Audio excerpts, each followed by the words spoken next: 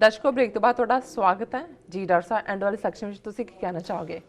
ਦੇਖੋ ਹੌਲੀ ਹੌਲੀ ਇਹ ਸੈਕਸ਼ਨ ਹੁਣ ਕਮੈਂਟਸ ਔਰ ਫੇਸਬੁੱਕ ਮੈਸੇजेस ਈਮੇਲਸ ਦਾ ਹੀ ਬਣਦਾ ਜਾਂਦਾ ਹੈ ਜੀ। ਔਰ ਮੈਂ ਵੀ ਸਮਝਦਾ ਵੀ ਇਸ ਨੂੰ ਅਸੀਂ ਪਹਿਲ ਦੇਣਾ ਚਾਹੁੰਦੇ ਹਾਂ, ਨਹੀਂ ਤਾਂ ਬਹੁਤ ਵਾਰੀ ਟੌਪਿਕਸ ਦੇ ਵਿੱਚ ਇਹ ਸੈਕਸ਼ਨ ਅਮਿਟ ਹੋ ਜਾਂਦਾ ਸੀ ਜੀ। ਜਿਹੜੇ ਪਹਿਲੇ ਸੈਕਸ਼ਨ ਤੇ ਮੈਸੇजेस ਨੇ, ਵੀਰ ਪਰਮਜੀਤ ਸਿੰਘ ਲਿਖਦੇ ਨੇ, Gurfateh to everyone, amazing work doctor sahib and team, long live TV84 Khalistan zindabad. बहुत बहुत शुक्रिया वीर परमजीत सिंह जी। वीर भुपिंदर सिंह लिखते हैं वाहिगुरू जी का खालसा वाहिगुरू जी की फतेह। डॉक्टर साहब 26 जनवरी आस्ट्रेलिया डे भी है, ये भी काला दिन है मूल निवासियों आस्ट्रेलियना वास्ते, ये कोई शक नहीं है। वो आस्ट्रेलिया के एबोरीजिनस होन, न्यूजीलैंड के मॉरीज होन, अमरीका के नेटिव अमेरिकनस होन, कैनेडा के मूल निवासी होन, जां अज साडा जो हाल है, ये सब बस्तियां बना के जिमें फिर जिन्हों ने कब्जे किए उन्होंने उन्होंने की हाल किया, असी हमदर्दी का इजहार करते हैं हमेशा ही जिथे भी दबे कुचले ਜਾਂ ਜਿਹੜੇ सफ़र कर रहे लोग ने। मिस्टर जे लिखते हैं, how much can we trust these CIA reports? Do you think these represent the truth from their side और is there could be an alternative agenda? बहुत अच्छा सवाल है और मैं हमेशा ही समझदा भी जदों तो असी नॉट ओनली कि CIA ਜਦੋਂ ਵੀ ਕੋਈ ਏਜੰਸੀਆਂ ਦੇ ਨਾਲ ਰਿਹਾ ਬੰਦਾ ਕਿਤਾਬ ਵੀ ਲਿਖਦਾ ਹੈ, ਜਿਵੇਂ ਮਲੋਏਤਰ ਨੇ ਓਪਨ ਸੀਕ੍ਰੇਟਸ ਲਿਖੀ, ਜਾਂ ਕੈਨੇਡਾ ਦਾ ਵਿੱਚ ਇੱਕ ਮੌਸਾਦ ਦਾ ਏਜੰਟ ਸੀ ਉਹਨੇ ਇਨਸਾਈਡ ਮੌਸਾਦ ਲਿਖੀ, ਜਾਂ ਇਹਨਾਂ ਨੂੰ ਤੁਹਾਨੂੰ ਜਿਹੜਾ ਬਿਟਵੀਨ ਦਾ ਲਾਈਨਸ ਦੇਖਣਾ ਪੈਂਦਾ। ਹੁਣ ਇਹਦੇ 'ਚ ਵੀ ਜਿਹੜਾ ਰੀਅਲ ਰੋਲ ਹੋਏਗਾ CIA ਦਾ ਜਾਂ ਵਿਦਨ ਸਿਸਟਮ ਕੀ ਹੈ, ਉਹ ਡੀਕਲਾਸੀਫਾਈ ਵੀ ਨਹੀਂ ਹੋਏਗੀ, ਉਹਨਾਂ ਨੂੰ फरदर कॉन्फिडेंशियल कह के रख लिया होएगा। पर जिहड़े इन्हां दे रिसर्च एनालिसिस हुंदे ने जां जिहड़ियां रिपोर्ट्स इन्हां ने कलैक्ट कीतियां, जिहड़ी चर्चा है उहदे तो तुसीं जिहड़ा थोड़ा जिहा अंदाज़ा ला सकदे हो, तुसीं उहदे तो भाफ कढ सकदे हो कि की चल रहा होएगा। सो कुल मिला के असीं बिल्कुल ट्रस्टवर्दी कदे भी नहीं हुंदियां, क्योंकि एजेंसियां ने उन्होंने अपने इंटरस्ट भी प्रोटैक्ट करने ने, अपने सोर्स भी प्रोटैक्ट करने ने, पर उहदे तो तुहानूं अंदाज़ा हो जाता है कि भी की चल रहा होएगा उस पीरियड। बहुत बहुत शुक्रिया इन्हां दा। मोहनजीत सिंह खालसा, दिल्ली तख्त पर बहेगी आप गुरु की फ़ौज, छतर चलेंगे सीस पर बड़ी करेगी मौज, और इन्होंने हमेशा ही होप दिंदे ने। वीर अमनदीप सिंह लिखते हैं, डॉक्टर साहब जी सिख जर्नलिस्ट भाई सुरिंदर सिंह जी ने रेडियो वॉइस ऑफ खालसा ते एक बहुत वधिया नुकता साझा किया। केजरीवाल इंडियन एजेंसियां ते RSS की उपज है। ये एक बारी केजरीवाल नूं पावर दे के बादल नूं दोबारा स्टैंड करन लई तैयारी कर रहे हैं, तो बादल भी केजरीवाल दे प्रचार का हिस्सा बन रहे हैं ग्राउंड रेडी करके।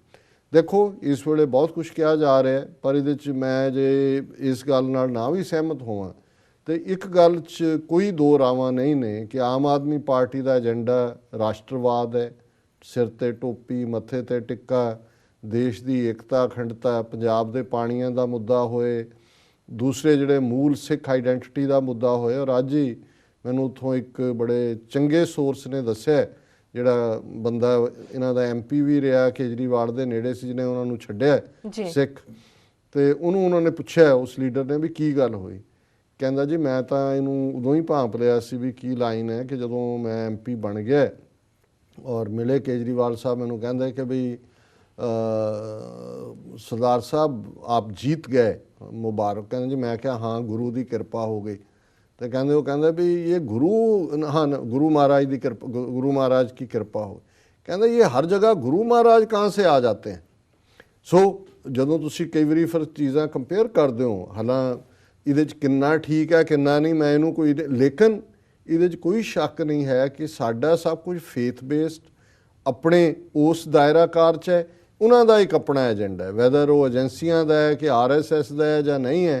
लेकिन ਇਹਦੇ 'ਚ कोई शक नहीं है कि पंजाब दे मुद्दे, सिख मुद्दे, इस सारे च इवन अकालियां च भी, बादल अकाली करप्ट चोर ने, पर हर वारी इलैक्शनां दे नेड़े आनंदपुर दा मता पंजाबी बोलते इलाके ही है, हुण तां कोई 2 किलो घ्यो दे रहे हैं, कोई होर दे रहे हैं, इदां दियां वो जड़ियां चौंचले वो कर रहे हैं। सो कुल मिला के mister Kasim Ghumman, Kashmir free, Khalistan free, बहुत शुक्रिया जी। अमनदीप सिंह फतेह, अमनदीप सिंह, भाई जुझार सिंह, सतपाल सिंह सिद्धू, गुरमीत सिंह, सुखविंदर सिंह रियात, रविंदर सिंह, ਜੀਤਾ ਸੰਧਰ, ਰਵਿੰਦਰ ਸਿੰਘ ਬਿਸਲਾ, ਸਲਮਾਨ ਰਸ਼ੀਦ, ਬਸ਼ਰਤ ਅਲੀ, ਬਲਿਹਾਰ ਸਿੰਘ ਕੰਗ, ਪਰਮਿੰਦਰ ਸਿੰਘ ਪੰਗਲੀ ਔਰ ਮੋਹਨਜੀਤ ਸਿੰਘ ਖਾਲਸਾ। ਫਿਰ ਇਹਨਾਂ ਸਾਰਿਆਂ ਨੇ ਹੀ ਫਤਿਹ ਖਾਲਿਸਤਾਨ ਜ਼ਿੰਦਾਬਾਦ ਜੀ ਔਰ ਜਿਹੜਾ ਸਾਡੀ ਹੌਸਲਾ ਅਫਸਾਈ ਦੇ ਵਿੱਚ ਸ਼ਬਦ ਕਹੇ ਨੇ। ਜੀ ਸੋ ਹੁਣ ਮੈਂ ਤੁਹਾਡੇ ਲਈ ਖੋਲ੍ਹਦਾ ਹਾਂ।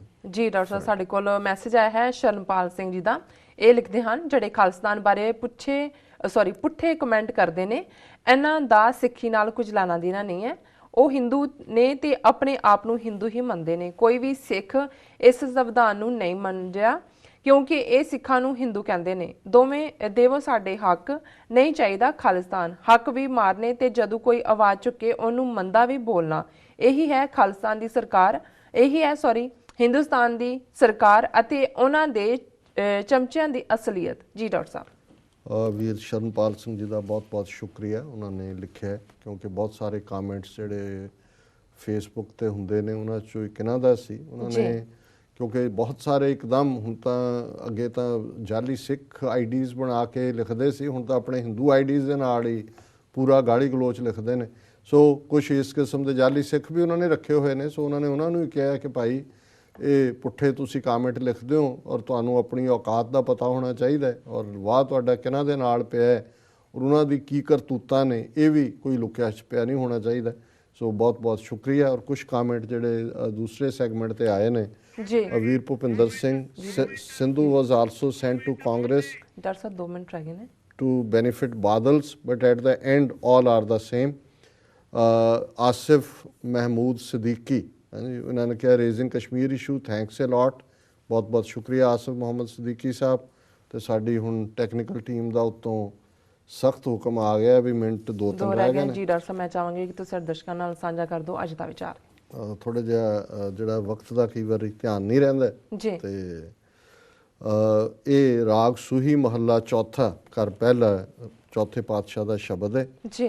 ਮਨ ਰਾਮ ਨਾਮ ਆਰਾਧਿਆ, ਗੁਰ ਸ਼ਬਦ ਗੁਰੂ ਗੁਰ ਕੇ, ਸਭ ਇੱਛਾ ਮਨ ਤਨ ਪੂਰੀਆਂ, ਸਭ ਚੂਕਾ ਡਰ ਜਮ ਕੇ, ਮੇਰੇ ਮਨ ਗੁਣ ਗਾਵੋ ਰਾਮ ਨਾਮ ਹਰ ਕੇ, ਗੁਰ ਤੁਠੈ ਮਨ ਪ੍ਰਬੋਧਿਆ, ਹਰ ਪੀਆ ਰਸ ਗਟਕੇ, ਸਤ ਸੰਗਤ ਊਤਮ ਸਤਗੁਰ ਕੇਰੀ, ਗੁਣ ਗਾਵੈ ਹਰ ਪ੍ਰਭ ਕੇ, ਹਰ ਕਿਰਪਾ ਧਾਰ ਮੇਲੋ ਸਤ ਸੰਗਤ, ਹਮ ਧੋਵੋ ਪਗ ਜਨ ਕੇ, ਰਾਮ ਨਾਮ ਸਭ ਹੈ ਰਾਮ ਨਾਮਾ, ਰਸ ਗੁਰਮਤ ਰਸ ਰਸ ਕੇ, ਹਰ ਅੰਮ੍ਰਿਤ ਹਰ ਜਲ ਪਾਇਆ, ਸਭ ਲਾਥੀ ਤਿਸ ਤਿਸ ਕੇ, ਹਮਰੀ ਜਾਤ ਪਾਤ ਗੁਰ ਸਤਗੁਰ, ਹਮ ਵੇਚਿਓ ਸਿਰ ਗੁਰ ਕੇ, ਜਨ ਨਾਨਕ ਨਾਮ ਪਰਿਓ ਗੁਰ ਚੇਲਾ, ਗੁਰ ਰਾਖੋ ਲਾਜ ਜਨ ਕੇ। ਜੀ।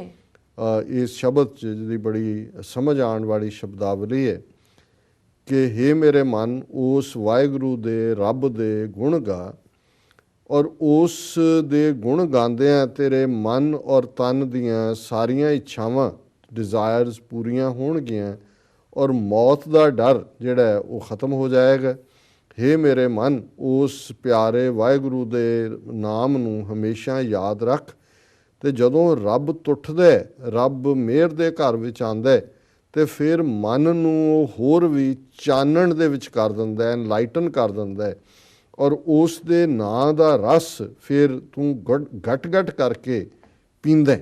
ਜਦੋਂ ਗਟ ਕੇ ਅਸੀਂ ਕਹਿੰਦੇ ਹਾਂ ਵੀ ਜਦੋਂ ਕੋਈ ਚੀਜ਼ ਬਹੁਤ ਸਵਾਦੀ ਹੁੰਦੀ ਹੈ ਤੇ ਅਸੀਂ ਪੌਜ਼ ਵੀ ਨਹੀਂ ਕਰਦੇ, ਉਹਨੂੰ ਕਹਿੰਦੇ ਗਟ ਕਰਕੇ ਪੀ ਗਏ। ਸੋ ਵੀ ਜਦੋਂ ਇੱਕ ਵਾਰ ਔਰ ਇਹੀ ਰਹਾਉ ਦੀ ਤੁਕ ਹੈ, ਸਤ ਸੰਗਤ ਉੱਤਮ ਸਤਿਗੁਰ ਕੇਰੀ, ਕਿ ਗੁਰੂ ਦੇ ਦਰਬਾਰ ਦੇ ਵਿੱਚ ਸਤ ਸੰਗਤ ਦੇ ਵਿੱਚ ਬੈਠ ਕੇ ਜਿਹੜਾ ਸਭ ਤੋਂ ਉੱਤਮ ਪਾਰਟ ਹੈ ਉਹ ਉਸ ਵਾਹਿਗੁਰੂ ਦੇ ਗੁਣ ਗਾਣ ਹੈ। ਤੇ ਵਾਹਿਗੁਰੂ ਨੂੰ ਇਹ ਸਾਡੀ ਆਜ਼ਜ਼ੀ ਨਾਲ ਬੇਨਤੀ ਹੋਏ ਕਿ ਹੇ ਵਾਹਿਗੁਰੂ ਕਿਰਪਾ ਧਾਰ ਮੇਲੋ ਸਤ ਸੰਗਤ ਦੇ ਵਿੱਚ ਮੈਨੂੰ ਮਿਲਾ ਲਓ ਔਰ ਮੈਨੂੰ ਇਹ ਤੌਫੀਕ ਦਿਓ ਕਿ ਮੈਂ ਤੇਰੇ ਪਿਆਰ ਵਾਲਿਆਂ ਦੇ ਪੈਰਾਂ ਨੂੰ ਧੋਵਾਂ। ਇਹ ਨਿਮਰਤਾ ਦੀ ਗੱਲ ਹੈ ਜੀ।